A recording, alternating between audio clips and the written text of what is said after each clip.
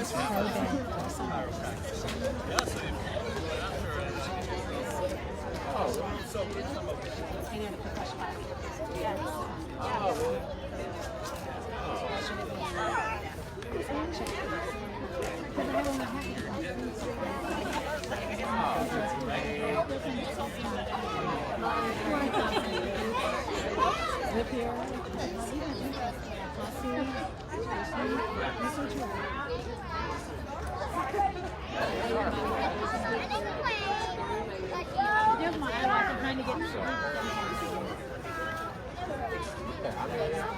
is John.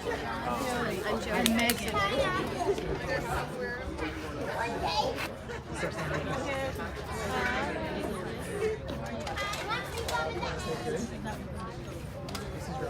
Because it's supposed to be this summer. It's supposed to be summer. That's why Lucas doesn't want his coat on. That's what I have on my window. Who is a leader in our community. I don't blame you. Like there's a mayor in the city.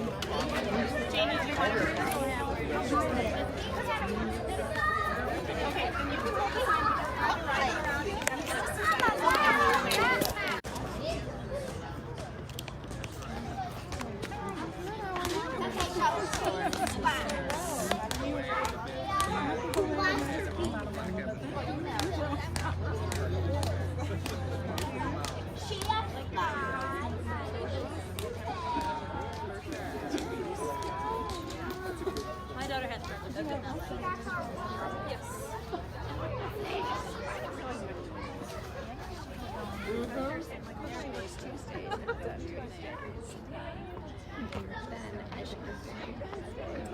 It's not your job.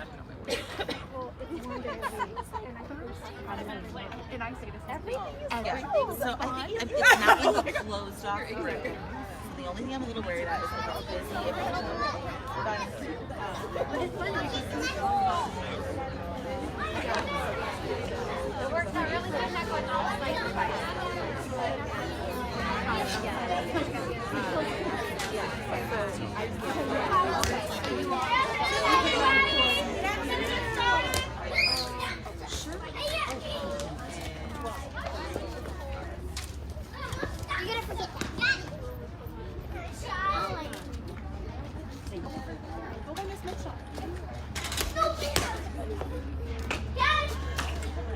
Thank you everybody for coming this afternoon. Thank you Mother Nature for not having it rain yet again today. We appreciate everybody here showing their support of our King Arts students. My name is Charlotte Kovacs. I'm one of the co-PTA presidents at King Arts. And joining me today are parent leaders from our 3 parent leadership groups. And we're standing here together because although King Arts is not a neighborhood school, we feel that we are a community that represents all of the Evanston neighborhoods, and what happens to one of our students at King Arts happens to all of our students. So thank you for coming today and listening to our demands. Yes, thank you. My name is Abdel Shakur. I'm the proud parent of a 2nd grader at King Arts. I come to you because I have a story. I guess you call it a black story at King Arts, a black story in the district. As we've done this work, what I've heard is that these stories are not uncommon. My story is of having a brilliant black child who comes home to me and says, basically, ask me, are the black kids bad? So my black daughter asked me, are the black kids the bad kids?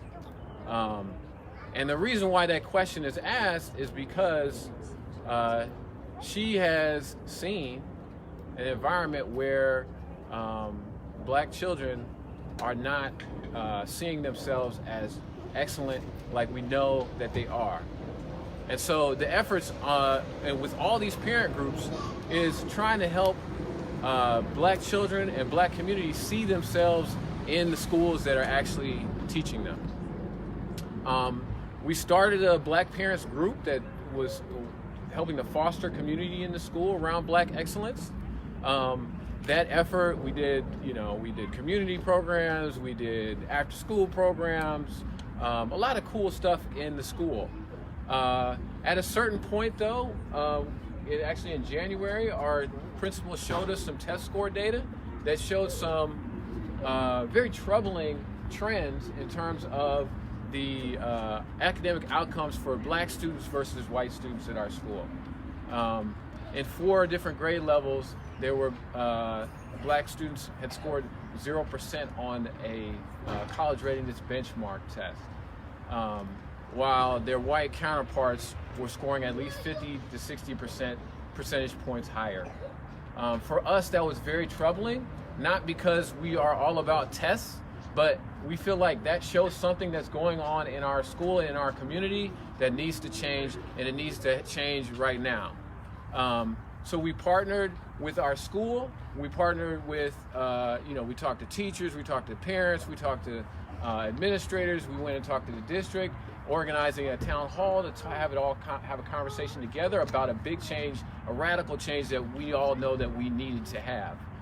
We actually entered this conversation thinking that everyone was on the same page with that, but what has been kind of disturbing is that we don't see that our district is on the same page with us, that there needs to be a big shift. Instead of getting big changes, we get meetings and we get more data about some of the disturbing outcomes we get.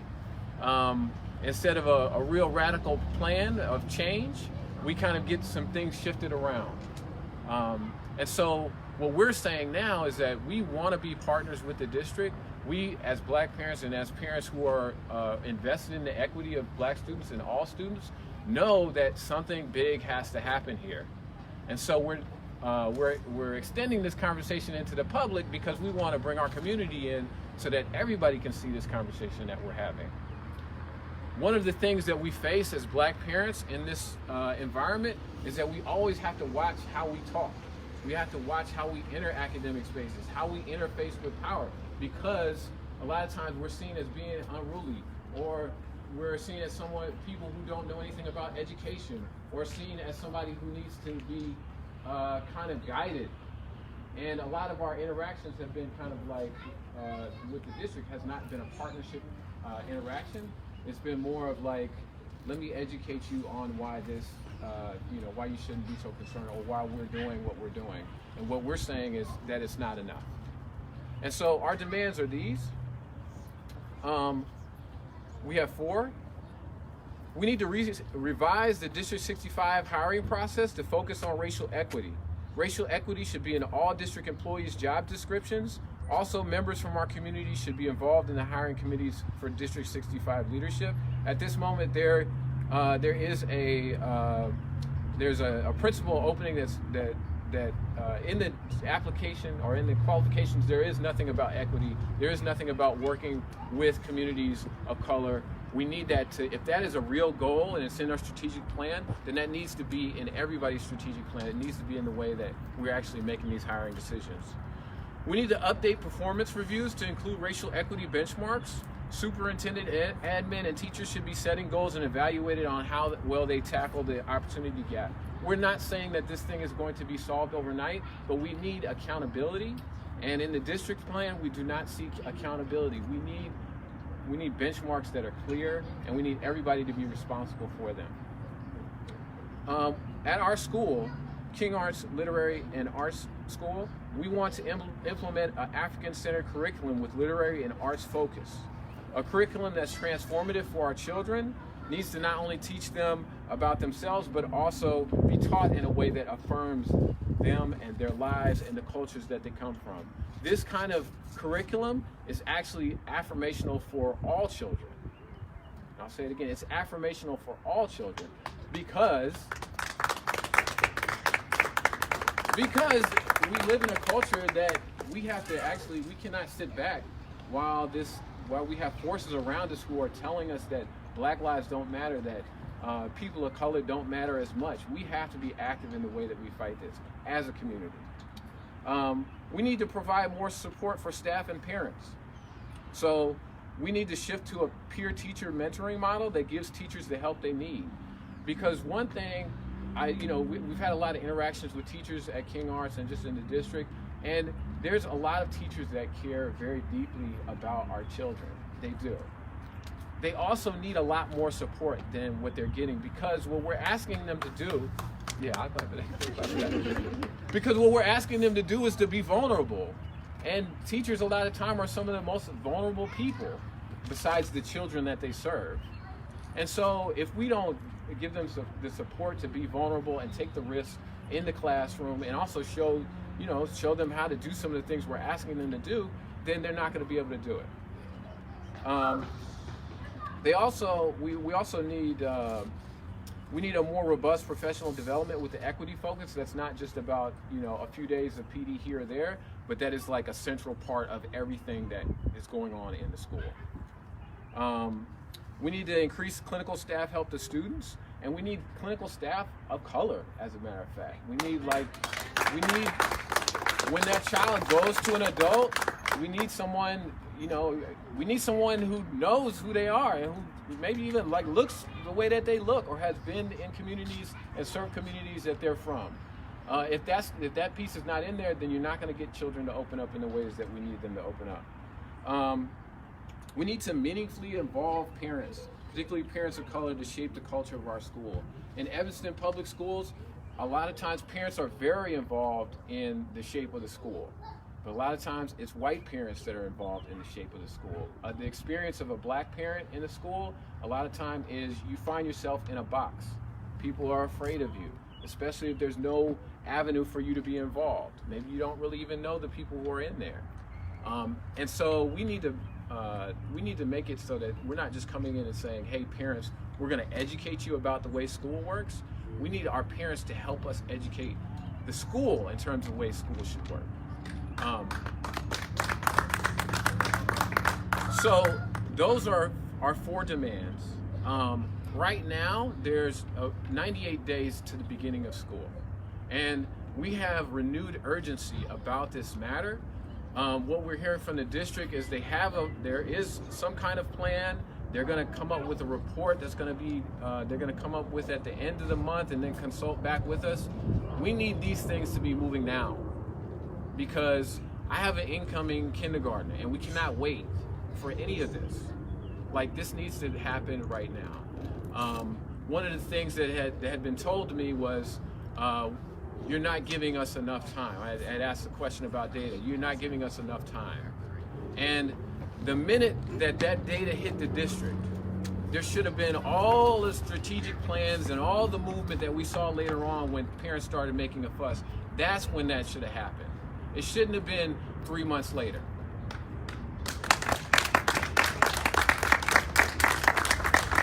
So you're right, we don't have much time, and there's constrictions in terms of resources and time, but we have to stop letting our vision for our children be guided by the capacity of the adults who are in the position to serve them. Because they deserve better than if we can't do it, we got to figure out a way to do it, or who can do it. These are our demands. We're really looking forward to meeting again with the district and hearing what their response to our demands here. We're going to be speaking at the board tonight. We encourage all parents to come in and speak about these demands. We've posted these, and just we're really looking for support on the demands and what and how our community is feeling about how we're going to actually address these issues of equity for our children.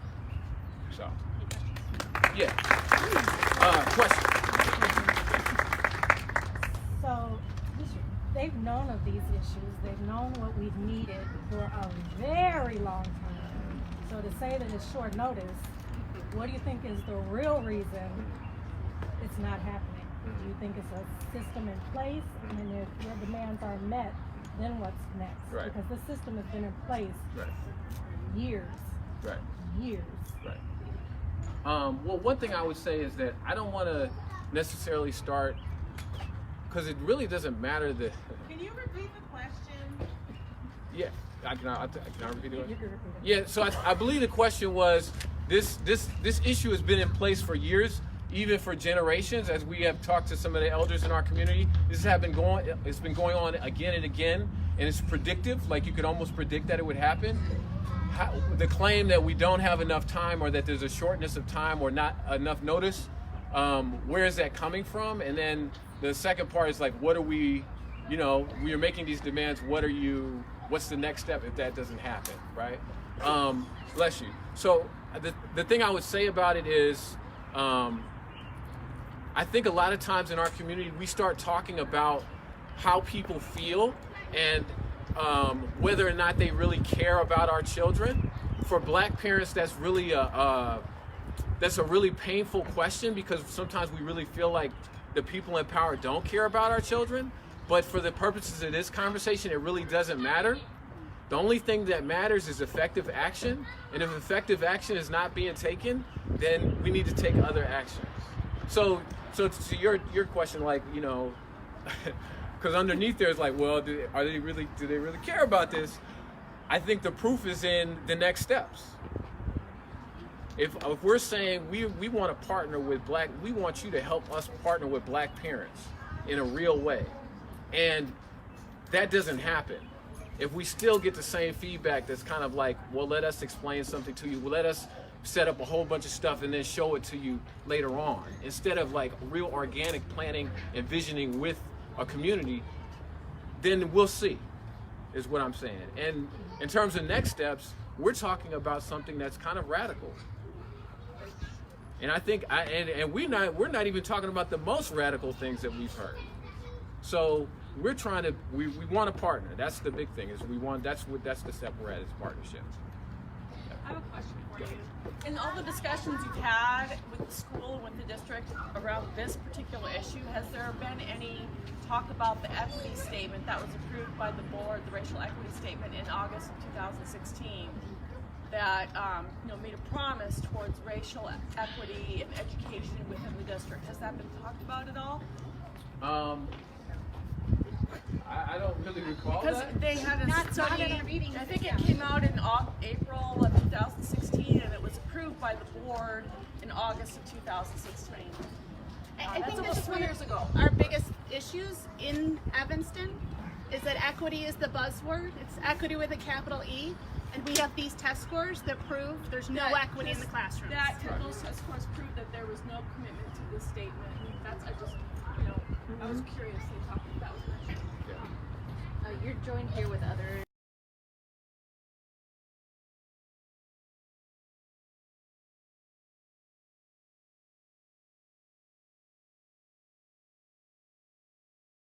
teachers here.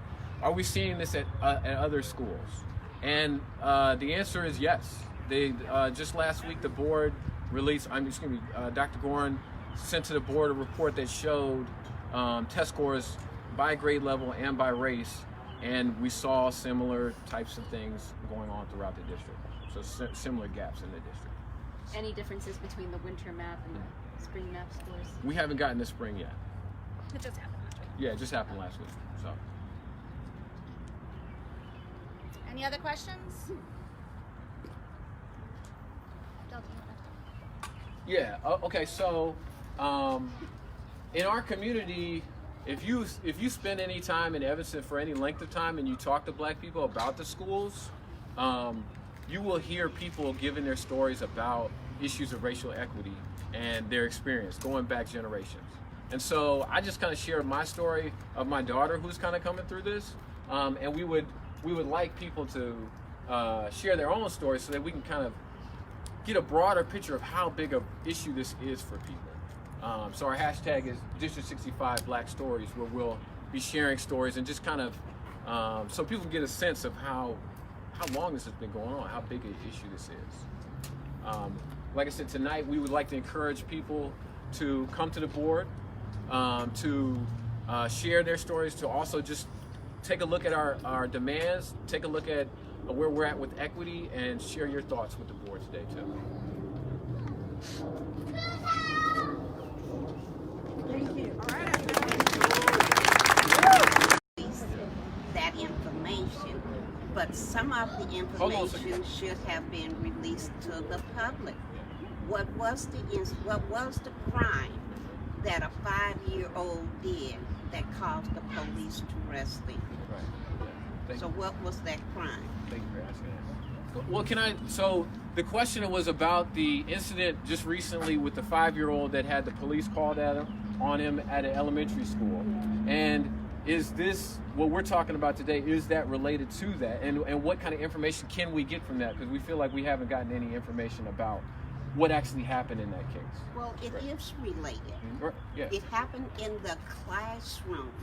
And if the child is not learning and had not learned what it needed to and everything, then that was an incident that happened because it's not being taught stuff that should maybe be taught in the classroom. And some of it is respect and issues and everything, but we don't know what it was, so we don't know whether that is something that's being covered. Yeah. So we are paying lots of taxes. I just, people say, I just got my tax bill. And how can we be paying for this? And we said there's this gap and stuff. You have to look at, can we constantly say the gap is because of the kids or because of the parents, and not start blaming the teachers for teaching? Because when they had a program early on that Reagan cut out, which was the Head Start school and the follow-through program, Black kids was in those programs, and when they came out of those programs, they was a grade ahead of the kids. They still use that in Chicago, and the kids where the school has that program, the kids are either at level or come out at level. So why can we not do it? Right. Well, you know what? I'm glad you said that, because one of our big things is this is not about test scores exclusively, because the test scores just show something that's happening in the classrooms, that's happening in the schools. It's beyond the school. It's the diversity that everybody benefits from is built on the busing of most of the kids from most of the black kids from the 5th Ward to the rest of Evanston. There is no school in the 5th Ward. It's been closed since '74 approximately, Foster School. Since the closing of Foster School, there is not a reason for a child to be in the 5th Ward during school hours that's in between the grades of K through 12. Period. So your diversity is built on the backs of those black folk over there. And to say, I've actually heard people say that they're dragging the test scores down and they're the ones, like there's a talented tenth of our black population that is just doing oh so well. The bottom line is that until we address the way those people over there, our people over there, are treated, this is just another symptom. Right. That's all this is. The disease is that a majority of the black folk in Evanston are underserved, and they want to throw us a library or something like that. Right. It was the decimation of the 5th Ward in the black community. These are all symptoms of that. Right. Well, and when when we had black principals in Hardy Murphy, and we had the African Studies program in Oakton, all they did was complain about it. So this is, like I said, symptoms. People will just take some medicine and try to get over it. And playing this game right here against an organization that has millions of dollars playing this PR game, you need to mobilize those black folk over there. Right. That's what you need to do. Right. So, brother, of course, this is not, for me, this is not a game. And for us, it's not a game. The thing is, we have to, this is like the roots of a tree that's a rot. There's some rot here in our community, right? Correct. And this is a root. This is a really serious root that shapes the way that black people even interact in this community, because a lot of times this community teaches black people to be in the back. They teach us that you step back, let your white people have chosen that path because they had their own. Right. And it was after it was decimated they decided to hold court in their little sections of in their communities. Right. And that's what I'm saying. It's a matter of outreach and relationships and reaching out to those folks because they still are ready to do what needs to be done. They've been ready for a long time. A lot of them have been taught, like Betty, Esther, and there's a lot of folks that have been called militant and everything else. But they've been fighting this fight. I'm 51. They've been fighting this fight since I was a child. So I get where you're coming from. I'm the last thing in the world I want is to any appearance that you and I are at odds. Because I'm diametrically opposed to anything like that. The bottom line, but I do think that, because like yesterday, there were over 300 black folk over at Family Focus celebrating the 37 years of service for Joanne Avery at Family Focus at Foster School, in the Foster School building that was closed down. And 3 of us knew about this. And if Henry didn't tell Malik and I, we wouldn't have known. And I follow things on Facebook. I'm involved. So what I'm saying is, we got to make sure that folks over there know and that they're engaged, because they've been. You can only disappoint some people so much. No, I understand. So, just speaking of what you're saying, I understand about the people that came before us as far as the movement. I'm so with you on that. What they started was a bunch of stuff for their kids, you know what I'm saying? Right. So the people you talking about, of course, they have grandkids and things like that or whatever. And of course, like you said, people over at the Joanne Avery thing, only a few of y'all knew it. Maybe that's because y'all might have had kids in common. But we starting a grassroots campaign with a bunch of parents. My kids are here too. I feel you. Let me speak. I let you speak. Yes, so they started a grassroots campaign on behalf of their children, other people's children around them who were dealing with the same thing. Not to say that we're not going to give homage to them people that came before, because you have to. I'm not finished. Hold on. I let you speak. Let me say mine. The problem is that they had to start somewhere. And the only way they knew how to start was inside of their own house. They started with their kids, people whose kids who were around them, handing out flyers in front of the school, and then they like, okay, now we can pick up some momentum. Now we can keep going and saying what we're doing. Now, it's not to say that they're not going to spread out and include the rest of the community, because they are. I'm sure they are. Because there's a lot of people from that generation who could probably say, hey, you know what, I remember when this happened the last time we did this and things like that. Because I know about foster school. My people grew up. Everybody went to foster school. Everybody was born in community hospital. I know all that type of stuff. But they had to start somewhere where their kids were at. And not to say that we don't have anything that we can get from the older generation, because we always can. But the problem is that the older generation may not have that same fight in them that they once did. Now, they can come through and say all type of stuff. All right, let's get back. This is an in-house. I think this might be an in-house. This might be an in-house. Go ahead. All right. So we welcome y'all to come to the board meeting tonight. We have our demands, and this has to change. This has to change. So thank you. Thank you.